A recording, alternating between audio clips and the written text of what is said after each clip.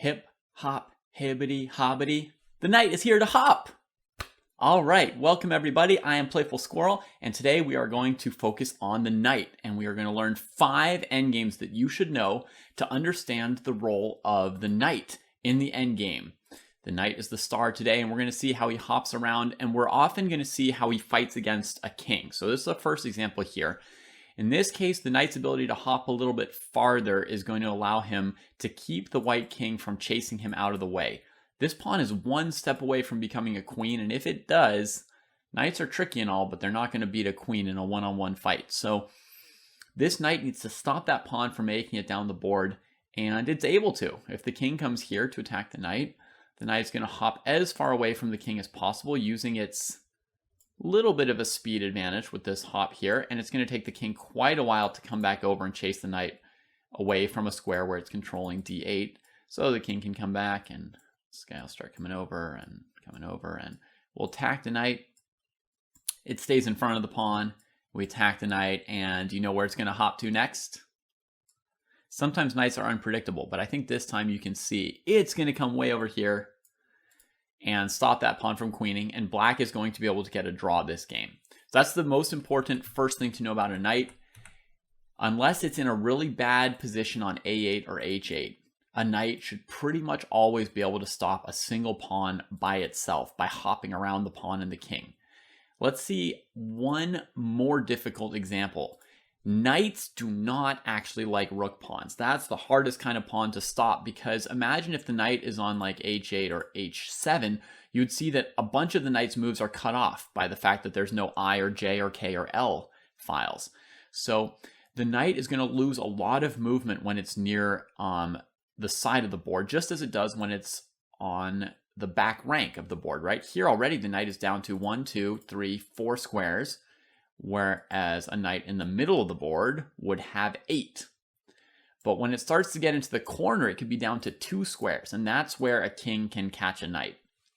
But here we go. The knight has 3 squares, and it's just barely enough for the knight to hold on here and keep this pawn from coming down and queening. Now let me mention that if your knight is stopping a pawn by covering the last square on h8, it usually won't be able to stop the pawn. But if you're stopping the pawn by controlling one of these squares, any of these other squares before the pawn comes through it, you should be able to do it with the knight all by itself without any help from its king. Good luck, knight! All right, here comes the white king. First, he's going to try and chase the knight while taking away this square here that the knight might want to hop to be blocking the pawn. Now the knight is going to hop away here with check.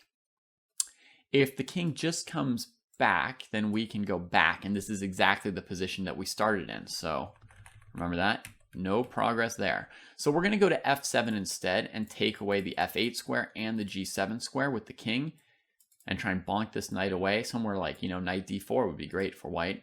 But the knight now comes to g5 with check, covering h7 again. If you try to come here and cover h7, the knight goes back to e6, and now it's still got f8 and h7. White's not in check, so they could take a move to bring the pawn forward a step, but that's not going to change the fact that this knight has a plan. It goes here, covering that square. King here, it'll come here with check. King here, it'll come here with check. Always staying on this route. King here, it'll come here.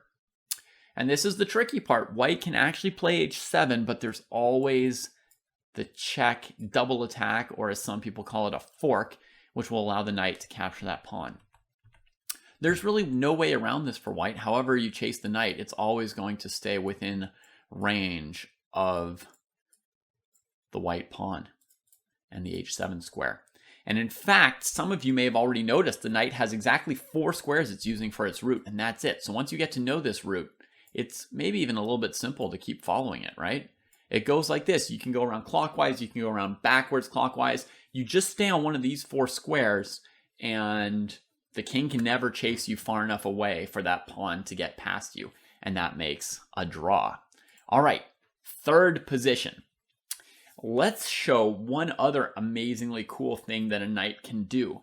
A knight has the ability to force a draw by using attacks and surprising little hops to sometimes create one of these double attacks. In this position here, it looks like this pawn is really getting away from the knight and the king because it's 2 steps away from queening and nobody's in front of it. Not only that, the white king's already here somehow, right? So he's in good position. That's where you want your kings, by the way, folks, if you're ever trying to queen a pawn. But the knight has a slick route to catch up with this pawn and save the day. Hop, attacking the pawn. White has to move the pawn, basically, because anytime you don't move the pawn, the knight can just sacrifice for it, and the game's over. So ahead it goes, and now hop! Chasing that pawn down. We go ahead and get ourselves a queen or a rook or whatever we like. Hop! And the knight made it back just in time. All right, let's see that one more time. This is completely forced, and actually, once you know this pattern, I'm even going to say this is easy to calculate. You can find this kind of idea very easily in your own games because each move, there's only kind of one move, right? We attack the pawn, it has to move. We attack the pawn, it has to move. We catch the pawn with this fork. And notice that it's very important which way we go. We have to look what square the opponent's king is on to find a route that will use that king for check. If we went this way instead, then the pawn could move. And now see the king and the queening square are here. The fork would have to be here and our knight can't get there, right? So now, something like this and the pawn just queens and black has lost. If you see this checking square, you could also try heading to it from some other route, right? Like we could go weird like this. And then when the pawn comes here, we can go knight to g5. You can get fancy like this. Right, and now if they queen, we have knight e6 check still, right? So white could try to come here and stop knight e6.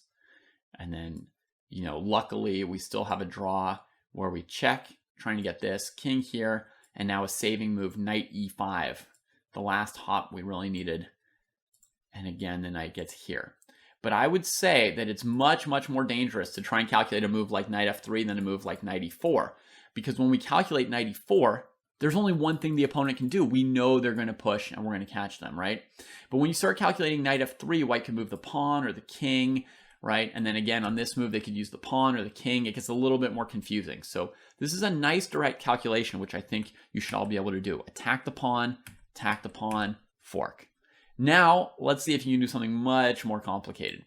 This one here is crazy, crazy complicated. I don't expect you to be able to calculate everything, but I just want to show you the idea. In this position, white can actually win, and they can out-trick the knight's trickery, but it's very tricky to do so. First, you don't yet know which place to put your king on because you don't know which forks the knight is going to do.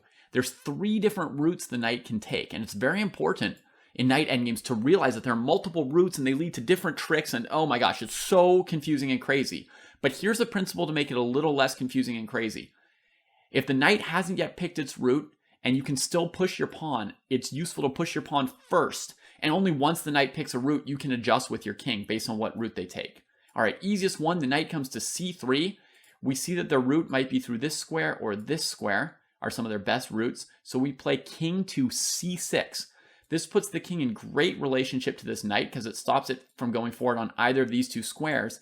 But also if the knight tries to come forward on one of these squares, it will be placed in a direction where it's got no forks, right? No forks ever. It's 3 steps away from this king, so it's not giving any checks to catch up, and the pawn goes and queens, right? So when your king comes into this position against the knight's best hope is actually to hop backwards, trying to come back around from a different angle.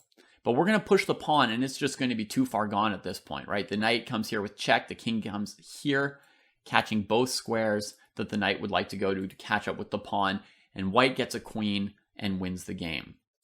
All right, let me show you one other route. The knight is going to come to a3 this time. Now it looks like the knight is going to go through b5 or c4. And here, if we go king c6, it's a huge mistake from white because now we're not in the right sort of relation to this knight. It comes to c4, which is a good square compared to this king, attacks the pawn. We can't let him take the pawn, but they've got the fork. They catch up, and oh, white has blown the win. So you see, against knight to c3, king c6 was the right move. And against knight to a3, it was the wrong move. And that's why it was so important for white to first push the pawn and see what route the knight was going to use. All right, try and follow along. I'm going to show you the trickiest route, knight to d2. This route is super tricky. The white king can step out of the way of their pawn in 6 different ways, right? Can you count them? 1, 2, 3, 4, 5, 6. 5 of these ways lead to a draw, and only 1 leads to a win. If you want to drive yourself crazy, pause the video and see if you can find which of these 6 moves is the right move. And if you don't want to drive yourself crazy, you can just guess and see if you're starting to learn how a king dances around a knight. It's super tricky. All right, the only correct move is going to be not king here, because again, the move knight c4 catches the pawn. If it goes up, we've got check. For the same reason, it will not be king here, because the knight will come the other direction, hit the pawn, and when the pawn comes up, has a check from this side here. Okay. Also, the wrong answer is king here, because the knight attacks the pawn goes up, and he's got the check here. This time we had to run towards the king to catch up for that check. If the king comes this way, we're going to have to get to this checking square. So we attack the pawn from knight c4, and again, it's a draw. Well, those were 4 not correct answers. Let me show you the correct answer now, finally. King c7. I hope I got it right.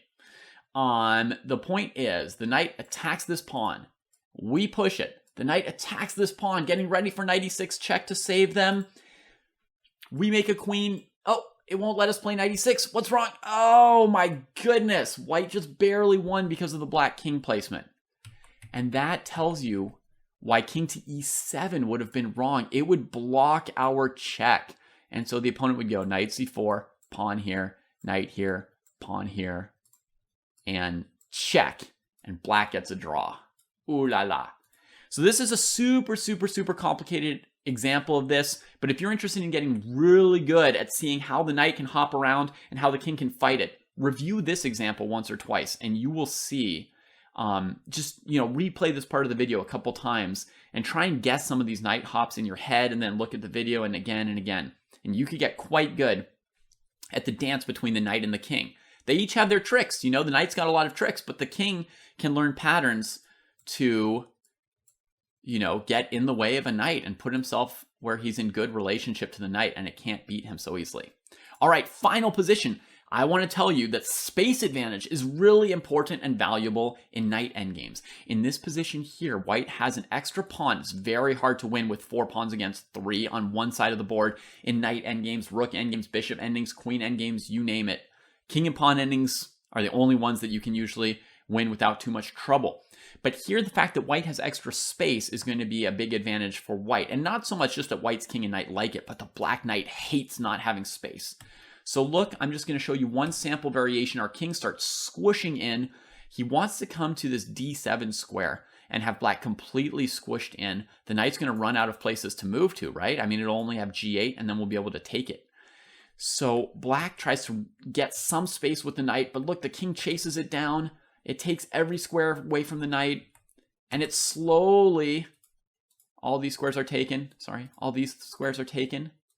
It slowly herds the knight back towards its own king, gets in close. Now here, the Zugzwang is with king on d7 and king on f7. So instead of just going king d7 here, which would not be that good after black plays king f7, and now we don't really have a good move for white here. Instead, white cleverly goes king d6, attacking this pawn. There's another little triangle coming in, kids. You may be kids, but by now I think you know what a triangle is in chess if you've been watching all these videos about the endgames, all the different pieces. So now black is in a kind of Zugzwang. The knight can't go here because the king takes it, can't go here because the king takes, can't go here because the knight takes it, and then the king would take this pawn. Can't even come to d5 because you trade it, and then just push this pawn with check, and you get a queen way before black. So similarly, if the black king moves, white plays king takes pawn. So black finds themselves in Zugzwang. They can't move the king or the knight. They have to make some kind of pawn move. After g5, for example, we're going to take it, and play knight e4, attacking this pawn. If the king comes to defend it, then we take the knight. Otherwise, we take this pawn, then we take this pawn, and then hopefully you can figure out how to queen one. Okay, And the last variation here would be, I guess, if black plays h5 instead, we can go knight e4, and the knight just comes to g5, and we win this, and our king starts to come in. So those are the 5 knight endgames that you need to know to be a great endgame player and to start to become really good in general at moving your knights. I hope you enjoyed it. If you did, why don't you come follow ChessKid on Twitch and watch all our cool chess programs like Beat Funmaster Mike and the Brewster, the Brewmaster. Lots of good fun stuff with great chess kids and great chess content. Hope to see you there. Bye.